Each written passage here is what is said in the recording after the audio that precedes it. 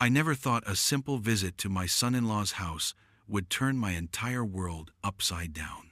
It was a Tuesday afternoon, and I had just finished organizing my garage when I remembered that Tyler had borrowed my socket wrench set last week.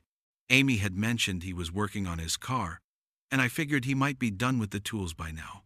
The drive to Tyler's house only took about 15 minutes from our place. It was one of those quiet suburban neighborhoods where everyone kept their lawns neat and their driveways clean. Tyler and Amy had bought the house 3 years ago, right after they got married, and I had helped them with the down payment. Seeing that little house always made me proud of how far my daughter had come in life. As I pulled into the driveway, something immediately caught my attention that made my stomach drop. There, parked right next to Tyler's blue Honda, was Linda's silver Toyota Camry. I sat in my truck for a moment, staring at that familiar car, trying to make sense of what I was seeing. Linda had told me this morning that she had back-to-back house showings all afternoon. She was a real estate agent and often worked late, so I hadn't questioned it when she said she wouldn't be home until after 6. But here was her car, sitting in my son-in-law's driveway at 3 in the afternoon. Maybe she had stopped by to see Amy, I thought. But Amy worked at the graphic design studio downtown and wouldn't be home for another 2 hours. My mind started racing with possibilities, none of them making much sense. I turned off my truck and sat there for another minute, feeling a strange knot forming in my stomach. Something wasn't right about this situation. In 30 years of marriage, Linda had never mentioned visiting Tyler when Amy wasn't home. They were friendly enough, sure, but they weren't the type to hang out together. Instead of walking straight to the front door like I normally would, something made me hesitate. Call it instinct or maybe just curiosity, but I decided to walk around to the side of the house first. Tyler's living room had a large window that faced the side yard, and I could see warm light glowing from inside. As I got closer to the window, I could hear voices coming from inside the house. I recognized Linda's voice immediately, but there was something different about her tone. She sounded softer somehow, more intimate than I'd heard her speak in years. I crept closer to the window, staying low and keeping to the shadows cast by the large oak tree in Tyler's yard. The curtains were drawn, but there was a gap of about 3 inches where they didn't quite meet in the middle. Through that small opening, I could see directly into the living room. What I saw made my blood run cold. Linda and Tyler were sitting on the couch together, but not in the way family members would sit. They were close, very close, with Tyler's arm wrapped around Linda's shoulders. Her head was resting against his chest, and their fingers were intertwined in a way that was unmistakably romantic. I felt like someone had punched me in the gut. My wife of 30 years, the mother of my daughter, was sitting in my son-in-law's living room like they were lovers. I wanted to storm through that front door and demand an explanation, but something kept me frozen in place behind that window. Then, I heard Tyler speak, and his words made my heart stop completely. "Are you sure Robert doesn't suspect anything about the money?" Tyler asked, his voice low and careful. "Money? What money?" I pressed closer to the window, straining to hear every word. Linda lifted her head from Tyler's chest and looked at him with an expression I'd never seen on her face before. It was calculating, almost cold. "He has no idea," she said with a confidence that chilled me. "I've been so careful with the transfers. Robert barely looks at the bank statements anyway. He trusts me completely with all the finances." "Transfers? What transfers?" My mind was spinning, trying to process what I was hearing. This wasn't just about an affair anymore. They were talking about money, my money, in a way that made it sound like they were stealing from me. "How much have you moved so far?" Tyler asked, running his hand through Linda's hair in a gesture that made me want to vomit. "About 40,000 from the main savings account," Linda replied casually, as if she was talking about the weather. "I've been doing it slowly, a few thousand at a time, so it doesn't trigger any alerts. Plus, I sold the rental property on Maple Street last month." "The rental property on Maple Street?" That was one of my investment properties, worth at least $60,000. I had bought it 15 years ago and had been collecting rent from it ever since. How could Linda have sold it without me knowing? You forged his signature on the sale documents, Tyler asked, and I could hear admiration in his voice. It wasn't hard. Linda laughed.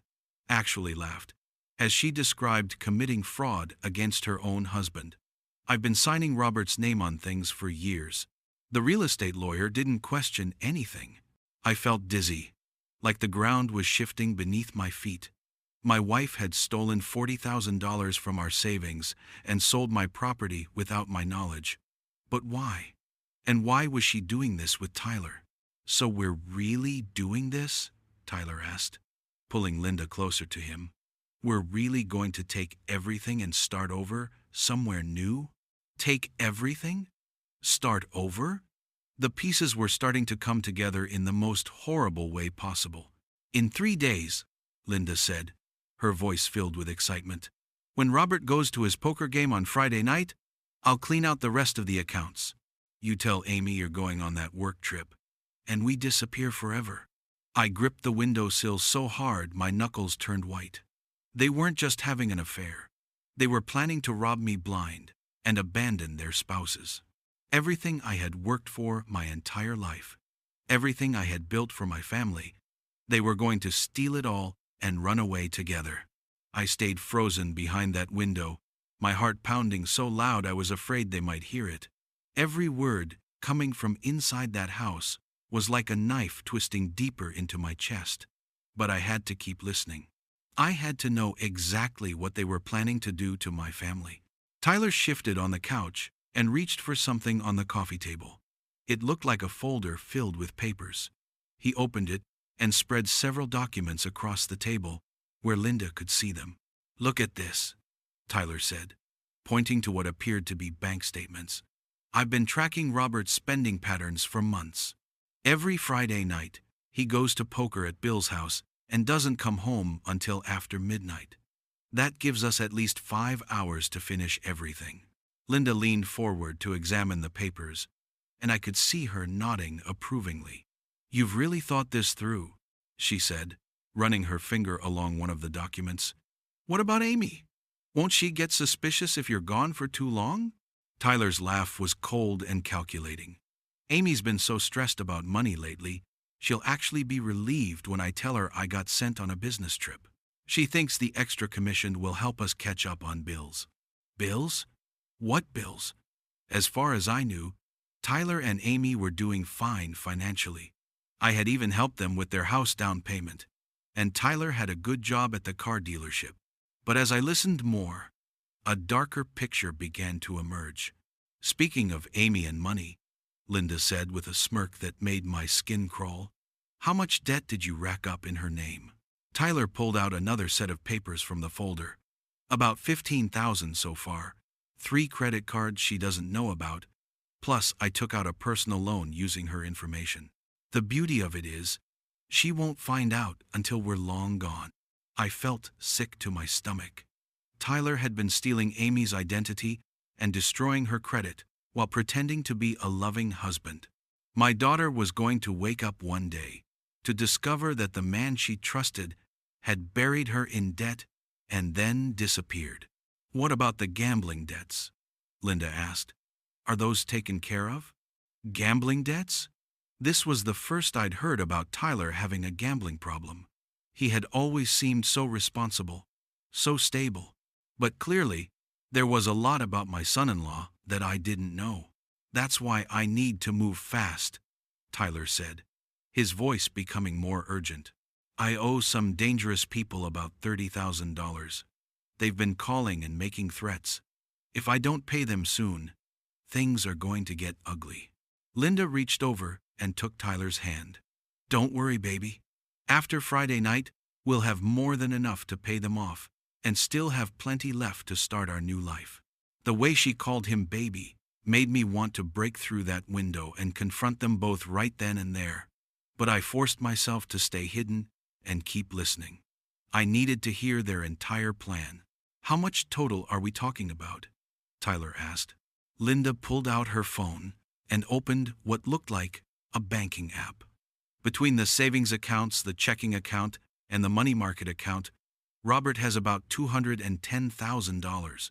Plus, I can liquidate his retirement fund early. That's another $150,000, minus penalties. $360,000. They were planning to steal nearly everything I had worked my entire life to save. Money I had put away for retirement, for emergencies, for Amy's future. Money I had earned through 40 years of hard labor in construction, working in all kinds of weather, sacrificing my body to build a secure future for my family. What about the other rental properties? Tyler asked. I can't sell those without raising suspicions, Linda explained. But I've already stopped collecting rent on them and told the tenants to start paying into a different account. That's an extra $3,000 a month that Robert doesn't know about. So that's why Mrs. Henderson from the Oak Street property had seemed confused when I ran into her at the grocery store last week.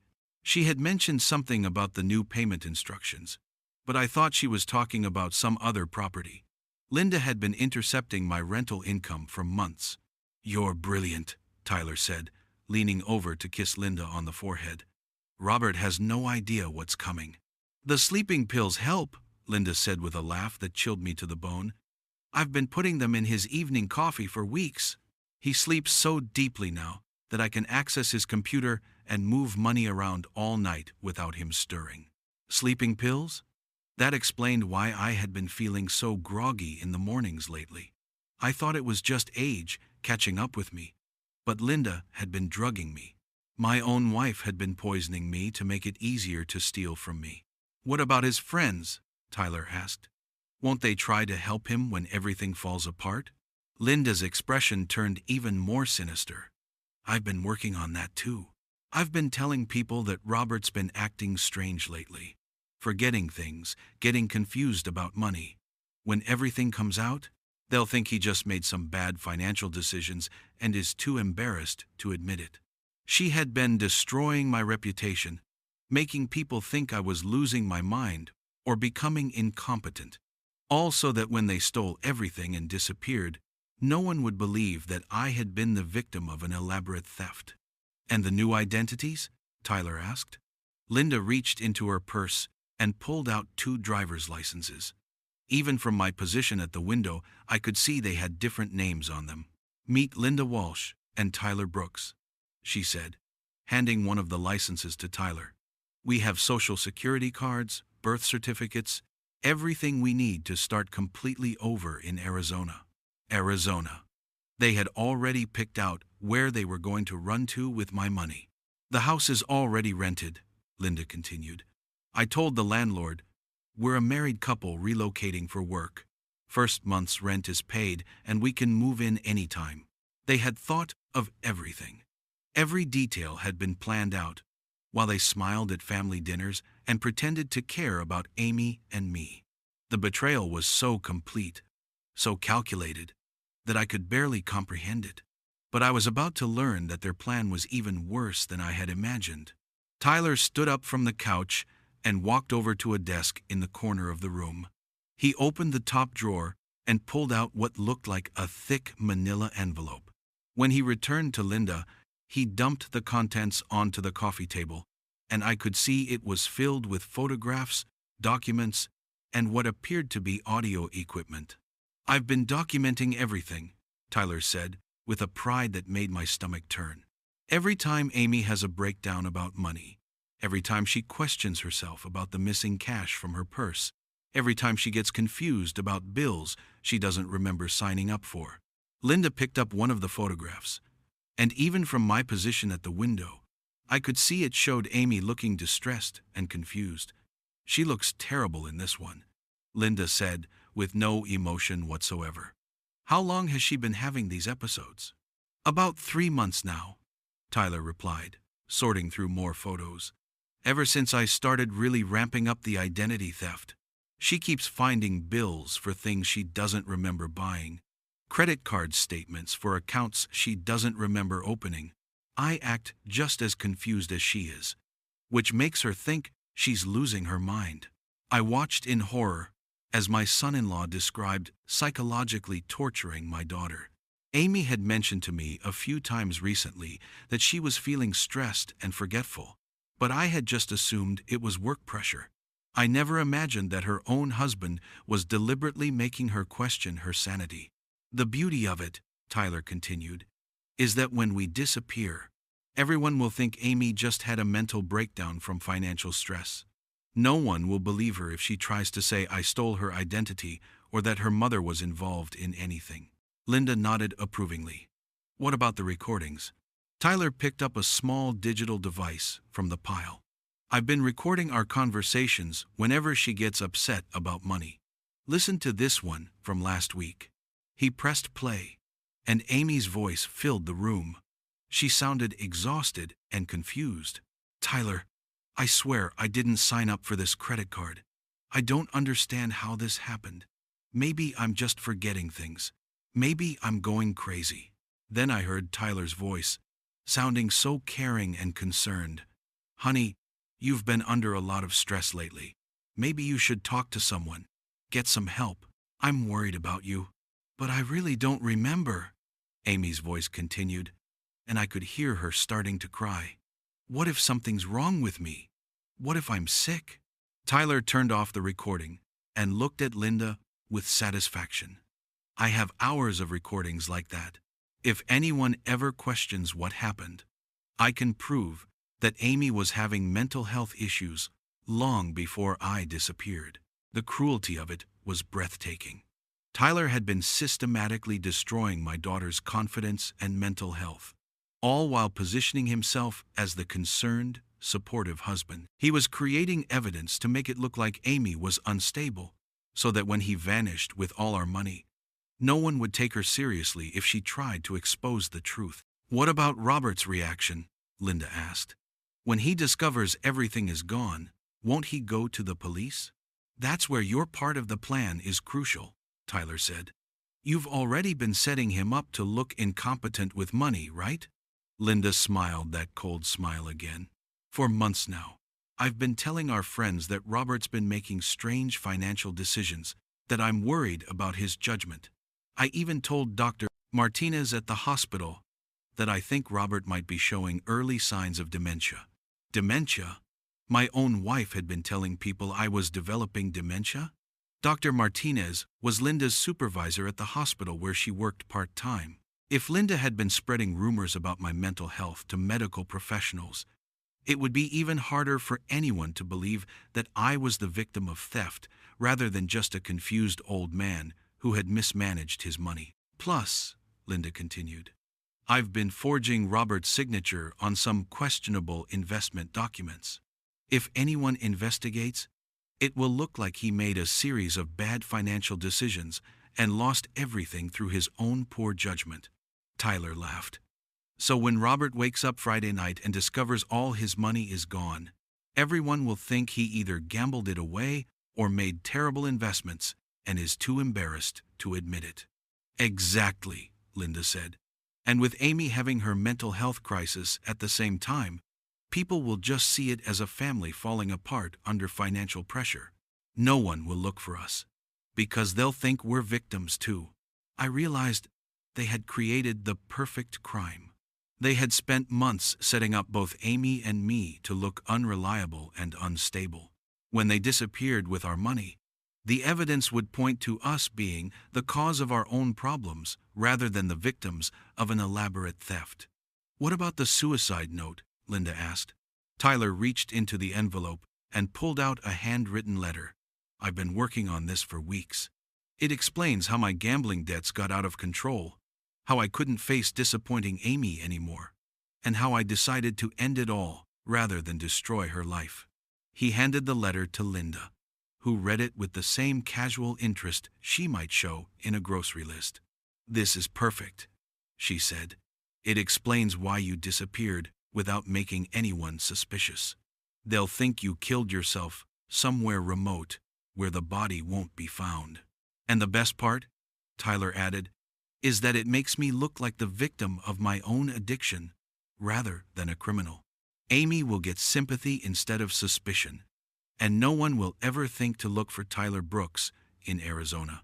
They had even planned Tyler's fake death to generate sympathy for Amy while covering their tracks. The level of manipulation was staggering. 3 more days, Linda said, folding the suicide note and putting it back in the envelope. Friday night, we execute everything. And by Saturday morning, we're driving toward our new life, with enough money to live comfortably for years. What about Amy's reaction when she finds the note? Tyler asked. Linda shrugged with complete indifference. She'll be devastated, of course. But she's young. She'll recover eventually. And with all the debt you've put in her name, she'll be too busy trying to survive financially to spend much time looking for a dead husband. The casual way they discussed destroying Amy's life, my life, and our entire family was beyond anything I could have imagined. These weren't just thieves, or even just adulterers. They were monsters who had been living among us, pretending to love us while planning our complete destruction. But as I continued listening, I realized their plan was about to get even more sinister. Tyler walked back to the desk and returned with another folder, this one thicker than the first. As he sat down next to Linda, I could see his expression had become more serious, almost businesslike. We need to talk about the cleanup, Tyler said, opening the folder to reveal what looked like floor plans and photographs of both my house and Amy's workplace, making sure there are no loose ends that could lead back to us. Linda leaned forward, studying the documents. What kind of cleanup? Well, for starters, we can't just disappear and hope for the best, Tyler explained, pointing to one of the photographs. Robert's going to be angry when he discovers the money is gone. Even if people think he's losing his mind, he might still cause problems for us. I felt a chill run down my spine. The way Tyler was talking, it sounded like they were planning to do more than just steal from me and disappear. What are you suggesting? Linda asked, though her tone suggested she already knew where this conversation was heading. Tyler pulled out a small bottle from the folder. Even from my position at the window, I could see it was some kind of medication. I've been researching Robert's heart condition, he said matter-of-factly. Heart condition? I didn't have a heart condition. I was in good health for a man my age. Robert doesn't have a heart condition, Linda said, echoing my thoughts. He will, Tyler replied with a smile that made my blood run cold. I've been adding small amounts of this medication to his coffee, along with the sleeping pills. It's been gradually weakening his heart, without causing obvious symptoms. Linda stared at the bottle in Tyler's hand. What exactly does it do? It's a heart medication that's dangerous for people who don't need it, Tyler explained. In small doses over time, it causes irregular heartbeat and puts stress on the heart muscle. In larger doses, he let the sentence hang in the air. I gripped the window frame so tightly I thought it might crack. Tyler had been slowly poisoning me for months, not just with sleeping pills, but with heart medication that could kill me. You want to kill my husband? Linda asked, and for the first time, she sounded uncertain. Think about it logically, Tyler said, his voice calm and persuasive. If Robert dies of an apparent heart attack on Friday night, right after we disappear, it solves all our problems. No angry husband hunting for us. No one questioning the missing money. And Amy will be too devastated by losing both her husband and her father to think clearly about what really happened. The casual way he discussed murdering me was terrifying. This wasn't a crime of passion or desperation. Tyler had been planning my death as methodically as he had planned the theft. But won't people be suspicious if Robert dies the same night we disappear? Linda asked. Tyler shook his head. That's the beauty of it. I'll be dead too, remember? My suicide note explains that I couldn't live with my gambling debts. When they find Robert dead from a heart attack, and me missing and presumed dead, it will look like a tragic coincidence. 2 men who couldn't handle their problems, both gone on the same night. Linda was quiet for a long moment, staring at the bottle in Tyler's hand. How would you do it? Simple, Tyler replied. Robert always has his evening coffee around 9 o'clock when he gets home from poker. I'll be waiting in your house with a massive dose of the heart medication. I'll put it in his coffee, and within an hour, he'll have what appears to be a fatal heart attack. You'll be in Arizona by then, so you'll have a perfect alibi." "What about Amy?" Linda asked. "She'll be devastated." Tyler's expression didn't change. "Amy will inherit whatever's left after the debts are paid. She'll think her father had financial problems she didn't know about, and that the stress killed him. She'll grieve, but she'll move on. People do." The way he talked about my daughter's future grief, as if it were just another detail to manage, made me want to break through that window and strangle him with my bare hands. "There's something else," Tyler continued, pulling out more documents. "I've been setting up some additional insurance policies on Robert without his knowledge." "Insurance policies?" Linda leaned forward to examine the papers. "How did you get insurance on Robert without him knowing?" she asked. "It's easier than you'd think," Tyler explained. "I work at a car dealership, so I have connections with insurance agents. I told them Robert asked me to help him get some additional life insurance, but wanted to keep it quiet because he didn't want to worry his family about his health concerns.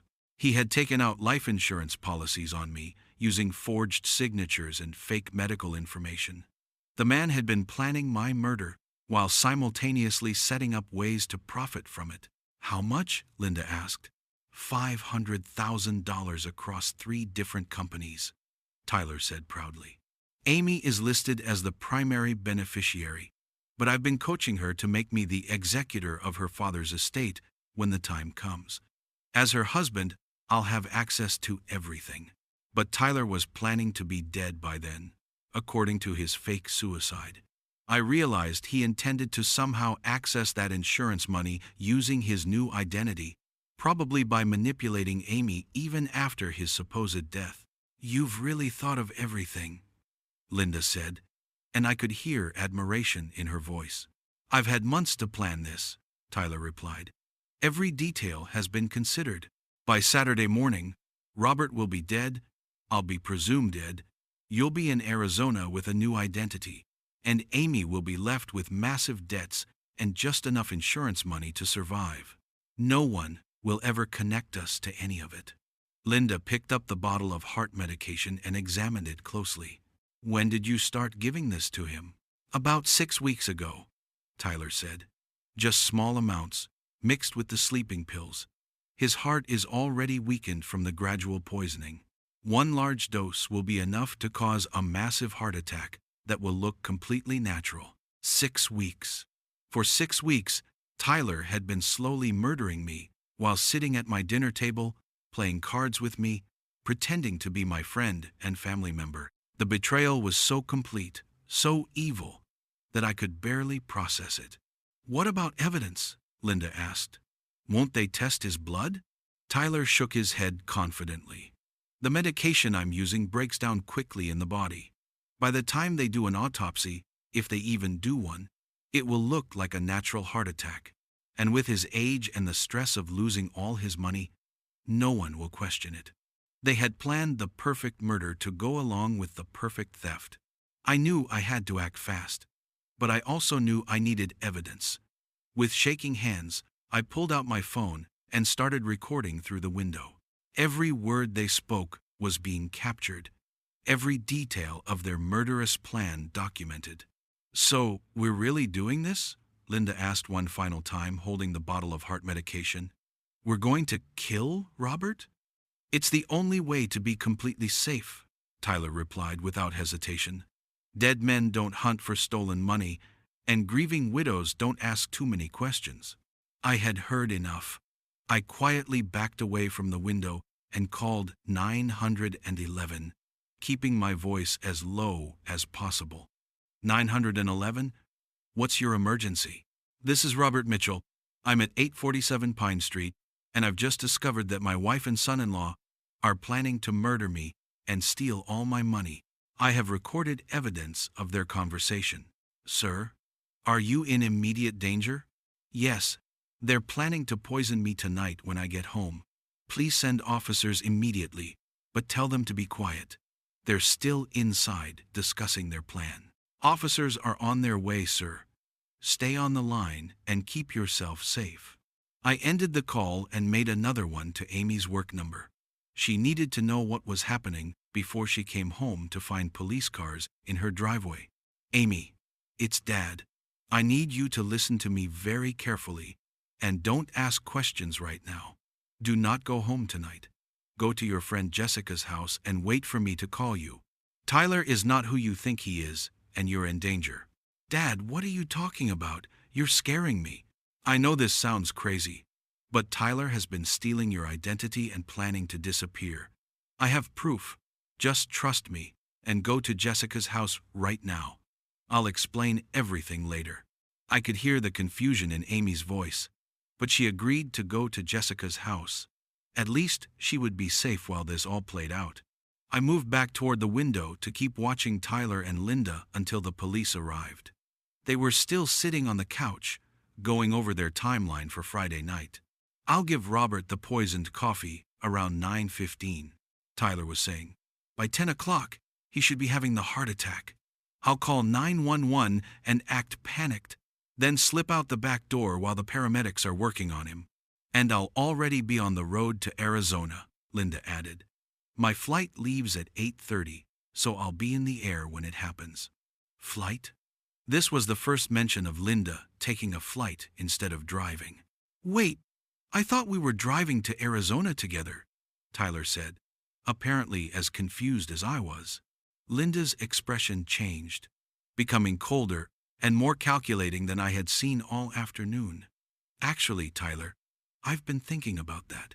It might be better if we travel separately, just to be safe. Something in her tone made Tyler sit up straighter. What do you mean?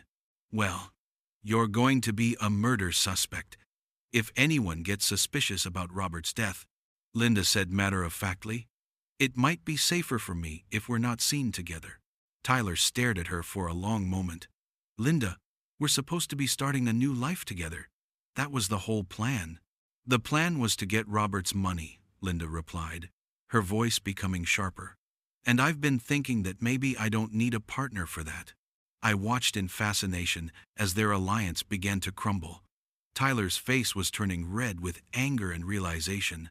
You're planning to double-cross me, Tyler said, standing up from the couch. You're going to take all the money and disappear without me. Linda shrugged, not even bothering to deny it. You're a liability, Tyler. You have gambling debts, you're unstable, and now you're talking about murder. I never signed up to be an accessory to killing Robert. But you were fine with stealing from him, Tyler shouted. Stealing money is one thing, Linda said calmly. Murder is something else entirely. I'm not going to prison because you can't control yourself. Tyler grabbed Linda's arm roughly. You can't do this to me. I've done everything for you. I've destroyed my marriage, ruined Amy's credit, poisoned Robert. You can't just abandon me now. Let go of me, Linda said, trying to pull away from Tyler's grip. But Tyler wasn't letting go. His face was twisted with rage and desperation. If you try to leave me, I'll tell everyone what you've been doing. I'll tell them about the money transfers, the forged signatures, everything. And I'll tell them about the poisoning and the murder plot, Linda shot back. Who do you think they'll believe, the grieving widow or the gambling addict with a history of violence? That's when Tyler snapped completely. He grabbed Linda by the throat and slammed her against the wall. You're not going anywhere without me. Linda was struggling to breathe, clawing at Tyler's hands around her neck. I realized that Tyler was about to kill Linda right there in his living room, and I couldn't just stand by and watch, even after everything she had done to me. I ran to the front door and found it unlocked.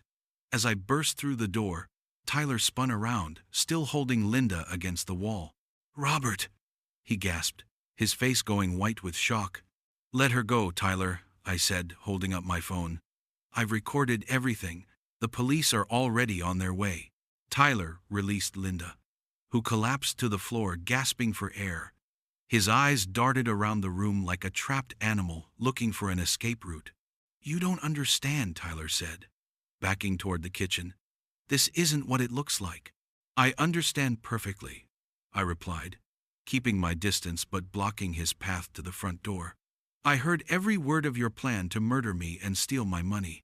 I heard how you've been poisoning me and destroying Amy's life."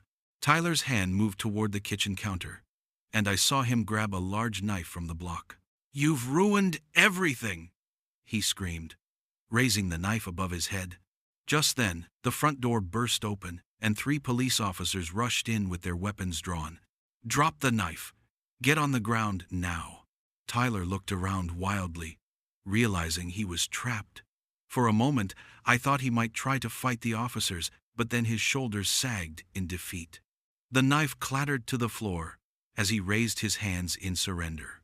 As the officers handcuffed both Tyler and Linda, I finally felt like I could breathe again. My 30-year marriage was over, my trust had been shattered, and my family was destroyed. But at least Amy and I were alive and safe. The nightmare was finally over.